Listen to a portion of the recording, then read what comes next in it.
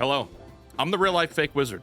You know, everybody's talking about this Highguard game, saying it's going to fail, myself being one of them. But I kinda hope we're all wrong. This game comes out next week, and we've seen approximately one trailer and 6 weeks of complete silence, but that's exactly why I want to talk about this. Because something fascinating is happening here. Something that can either be a masterclass in unconventional marketing, or the most spectacular faceplant since Concord, and surprisingly, I'm kinda rooting for them. I want this to work. Not because I have any attachment to the game itself, I don't, at all. I didn't play Apex or Titanfall. I have no association to the developers or their past works. I've also never played Highguard, and neither have you. No one outside of internal testers and Geoff Keighley have played this game. And yet, like an underdog doomed to fail, I kinda want this to blow us all away. Now, I hear a lot of keyboard chatter yelling at me already in the comments, but please hear me out first. Because if Highguard launches on Monday, and it's genuinely great, I mean really damn good, if people play it and love it and it builds a real community, then these developers will have proven something that terrifies every major publisher and every bloated marketing firm in the business. You don't need to spend $100 million on advertising. You don't need PR consultants. You don't need 6 months of carefully orchestrated hype cycles. You just need a good game. Now, wouldn't that be something? Today's indie game shoutout is Trinity Fusion. 3 fractured realities, 1 collapsing multiverse, fast, fluid combat in a dark sci-fi roguevania where each run begins in a separate universe, then lets you fuse parallel selves, powers, and worlds to create brutal and ever-evolving builds. To learn more about this and hundreds of other indie games, visit our indie game discovery network, fakeportal.com, or scan the QR code on your screen. Now back to the video. Okay, so what is Highguard? Because the trailer didn't do a great job explaining it. This is an upcoming free-to-play PvP raid shooter. You play as wardens, which are basically gunslingers in a fantasy world. Unlike other hero shooters, this one has mount mechanics. Is that enough to differentiate it from Overwatches and the Marvel rivals of the world? I don't know. I don't really think so. We're not off to the best start here, but hang in there. Now let's rewind to December 12th, 2025. The Game Awards, Geoff Keighley's annual celebration of corporate trailers disguised as an award show. And for the finale, the one last thing moment that's supposed to end the night with a bang, we get Highguard, a game nobody has heard of, from a studio nobody has heard of, and it's another hero shooter. The trailer was cinematic, it looked polished for a cinematic trailer. The art direction and character choices look polarizing, would be the safest way to describe, and the internet immediately decided it was going to flop. Concord 2.0, generic hero shooter, dead on arrival. The comments were brutal, they still are. People saw the genre, saw the aesthetic, remembered all the live service failures of the past few years, and passed judgment before the trailer was even finished. Myself included. But here's where things get interesting, because the developers, Wildlight Entertainment, saw all of this. They watched the backlash roll in real time. They watched their Game Awards finale moment turn into a punching bag for the entire gaming internet. And then they went silent. That silence will either make or break this game. From December 12th until this week, Wildlight said almost nothing. One social media post, that's it. No hero reveals, no gameplay breakdowns, no dev diaries, no beta announcements, no community managers doing damage control, which also means no community managers saying stupid-ass things pissing people off. No executives giving interviews trying to manage expectations either. Just silence. And the internet lost its mind in twofold because of what the trailer was, but also because the internet cannot handle silence. The speculation exploded. Is this game canceled? Did they run out of money? Is the studio in crisis? Gaming journalists wrote articles about how Highguard has gone MIA. Content creators made videos asking, what happened to Highguard? The discourse never stopped. It still hasn't. For 6 weeks, people talked about this game constantly. They debated whether it would fail. They compared it to Concord. They dug up information about the developers. They found the trophy list on PlayStation, which actually revealed a ton about the game's systems. They analyzed the Steam page updates. They argued about whether the silence was a sign of doom or a sign of confidence. And Wildlight didn't spend a dime on it. Do you understand what I'm saying here? For 6 weeks, the gaming internet provided free advertising for Highguard. Every article, every video, every Reddit thread, every Twitter argument, that's all engagement. That's all awareness. That's all people keeping the game in their minds, talking about it, thinking about it, wanting to see what happens. The question marks over everyone's heads have given this game life. A traditional marketing campaign for a game like this would cost tens of millions of dollars. You'd have paid placements, influencer deals, YouTube pre-roll ads, banner ads, event sponsorships, press tours, community management teams, content calendars, strategy meetings, and my favorite, agency retainers. Highguard got all the attention for free by saying nothing. Now let's talk about the Game Awards slot situation and the access media lying to you about it. There have been reports on how Highguard got the finale slot, and the framing of that reporting is disingenuous. Paul Tassi at Forbes wrote an article with the headline, "Highguard did not pay for its infamous Game Awards finale slot." Now, what does that headline imply?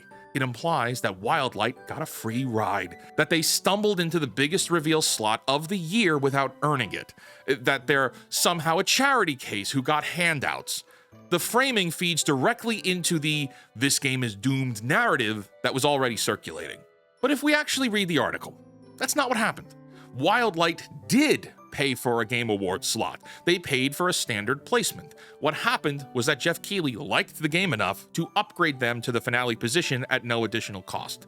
That's not they didn't pay, that's they paid for something and got upgraded because Keighley chose to give it to them. These are two completely different stories. One story is Scrappy Studio gets lucky break because the showrunner believes in their product. The other story, the one that Tassi's headline tells, is desperate nobodies got charity placement and it backfired. And look, Tassi even admitted in the article that he doesn't think Keighley did anything malicious. He says it was Keighley attempting to help a game he liked. He says it would have been crazy to turn that down, but that headline?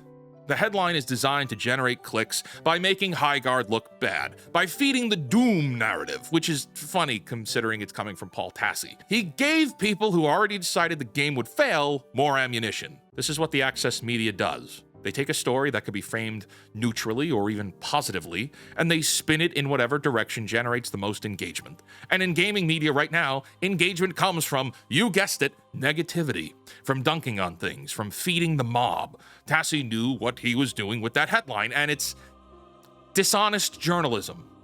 But I guess I shouldn't be surprised. These are the same people who run defense for corporations when it suits them and pile on when it does not. The gaming press is broken. And this is just another example. Okay, but here's another critical factor. I say that I want this game to win because it's an underdog and the marketing implications, right?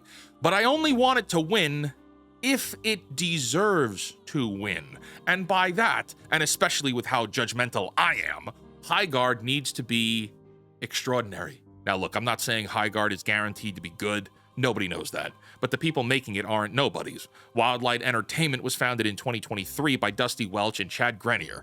Welch was a producer on Apex Legends, Titanfall, and Call of Duty.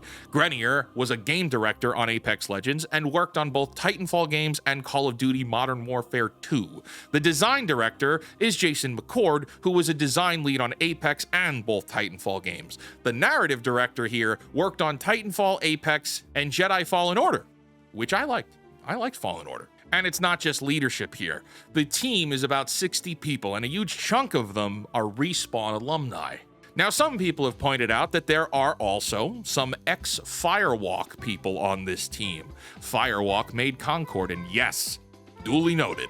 But Concord didn't fail because the developers were incompetent, necessarily. By all first-hand accounts I personally know, Concord's gameplay was very polished. Concord failed because it was a $40 hero shooter in a market saturated with free-to-play options, backed by Sony's marketing machine setting impossible expectations, and had design and characters that were intensely difficult to look at. Concord was not special enough to justify the price or the hype. Which brings me to the next point. The free-to-play changes everything. This is what the Concord comparison people keep missing. Concord asked you to spend $40 before you knew if you'd like the game. Highguard asked you to spend nothing. In the current market, free-to-play with optional cosmetic purchases is the dominant model for competitive multiplayer games.